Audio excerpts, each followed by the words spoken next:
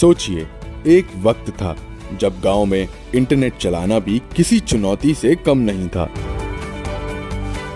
Online पैसे भेजने के लिए घंटों बैंक की लाइन लगानी पड़ती थी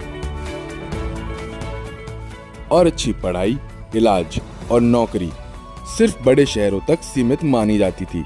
लेकिन फिर शुरू हुई एक ऐसी डिजिटल क्रांति जिसने भारत की तस्वीर ही बदल दी। जो डिजिटल इंडिया अभियान ने जो एक बहुत बड़ा काम किया है, वो है शहर और गांव के बीच की खाई को कम करना।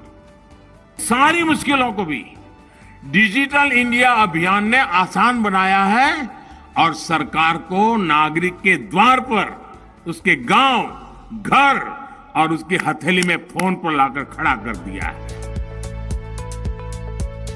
1 जुलाई 2015 यही वो दिन था जब प्रधानमंत्री नरेंद्र मोदी ने शुरू किया डिजिटल इंडिया मिशन। और आज 11 साल बाद भारत सिर्फ डिजिटल नहीं हुआ, बल्कि डिजिटल सुपर पावर बनने की तरफ दौड़ रहा है। आज देश में इंटरनेट कनेक्शन लगभग 4 गुना बढ़ चुके हैं। मोबाइल डेटा जो कभी 269 रुपए प्रति जीबी था, अब सिर्फ 8 से 10 रुपए में मिल रहा है। यूपीआई ने तो पूरी दुनिया को चौंका दिया है। एक साल में 24,000 करोड़ से ज्यादा ट्रांजैक्शन। गांव-गांव तक इंटरनेट पहुंच चुका है। 2,18,000 से ज्यादा ग्राम पंचायतें हाई स्पीड ब्रॉडबैंड से जुड़ चुकी हैं। 5G अब देश के लगभग हर जिले तक पहुंच चुका है।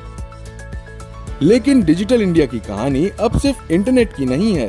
अब भारत अगले चरण में पहुंच गया है। भारत अब AI बना रहा है। भारत सेमीकंडक्टर बना रहा है।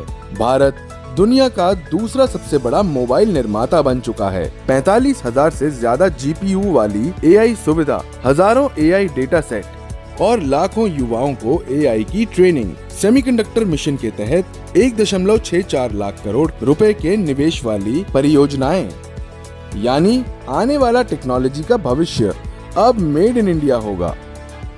आज भारत में 2,23,000 से ज्यादा स्टार्टअप हैं और ग्लोबल इनोवेशन इंडेक्स में भारत 81वें नंबर से छलांग लगाकर 38वें स्थान पर पहुंच चुका है। ये सिर्फ आंकड़े नहीं है, ये नए भारत की तस्वीर है। एक ऐसा भारत जो डिजिटल भी है, आत्मनिर्भर भी और दुनिया को दिशा देने के लिए तैयार भी।